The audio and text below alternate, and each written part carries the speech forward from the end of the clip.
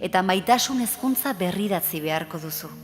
Besarkatuko zaituen amodiozko harreman berriaren tintak lagunduta. Eta hau guztia, gizarte matxinadaren magalean. Ernai dirautenak izanen baitira, lo daudenen amesgaizto.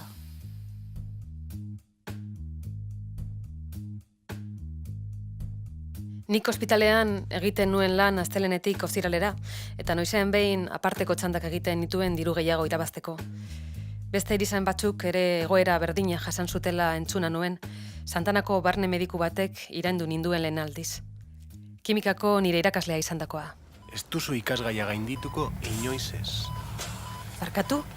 Ez duzula gaindituko. Onaino besterik ez zara helduko. Zergatik? Emakume ederra. Tuntunak zaretelako. Hori bera, beste 20 ikaskideren aurrean esan zidan. Gaur egun ikusten nauenean errespetu handiz hitz egiten dit. Izan ere ikasketak ardura handiz gainditzean isilarazi nuen.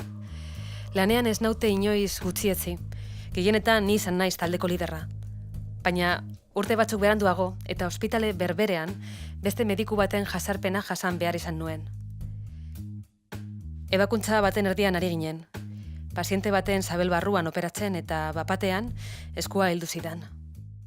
Zera, oso edarra zara, zoratuta naukazu. Duer mesedez, zertan zabiltza? Zuregatik edo zer egingo nuke. Eskana ezazu mesedez, eskonduta nago. Zaita xola, dibortzioa ordainduko dizut. Zurekin egon nahi dut.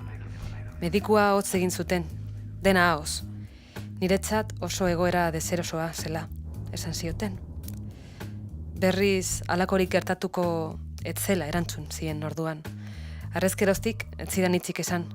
Nirekin lanik ez egitea eskatzen zuen. Handik 2 hilabete beranduago beste lan bat eskaini zidaten.